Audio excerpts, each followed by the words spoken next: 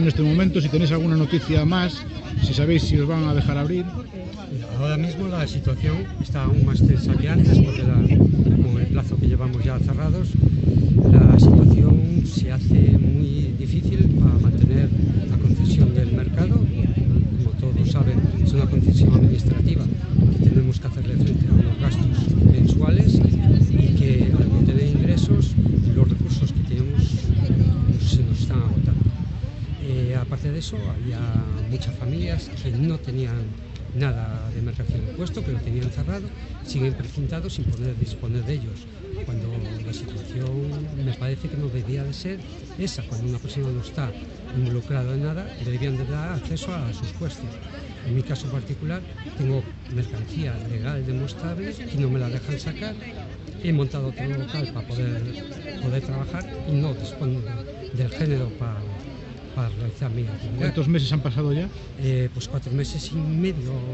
El día 15 hace 5 meses. Son casi medio año y es muy duro para cualquier familia poder aguantar esta situación. Es cierto que si nos valoramos la zona toda, aquello ha decaído un montón. Cualquiera que vaya por allí ve que no hay nadie. ¿Tenéis alguna noticia del juez, del juzgado, de las autoridades? Ahora mismo nada, ni uno. Es que no dicen nada, que están esperando por unos, teóricamente, ver si la mercancía era legal o no, y no sabemos nada en concreto. ¿Se puede hacer un cálculo de las pérdidas que tenéis hasta este momento? ¿Podéis hacer una estimación o es muy complicado? Eso es muy difícil porque cada uno tenía su negocio, aunque eran cantidades pequeñas cada uno, al final, sumando todos, es mucho dinero. No es solo el mercado, es el contorno de que se está resintiendo un montón. Cualquiera que pase por allí ve que ahora mismo de los restaurantes que había en la zona de la Piedra está uno.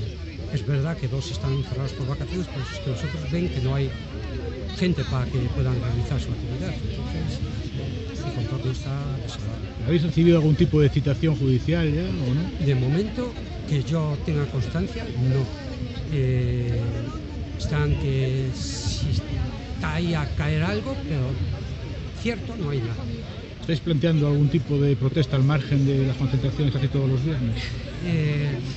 Vamos a tener una reunión ahora del mercado estos días y a lo mejor pues habrá que tomar una decisión un poco más de encerrarnos dentro del pasillo del mercado.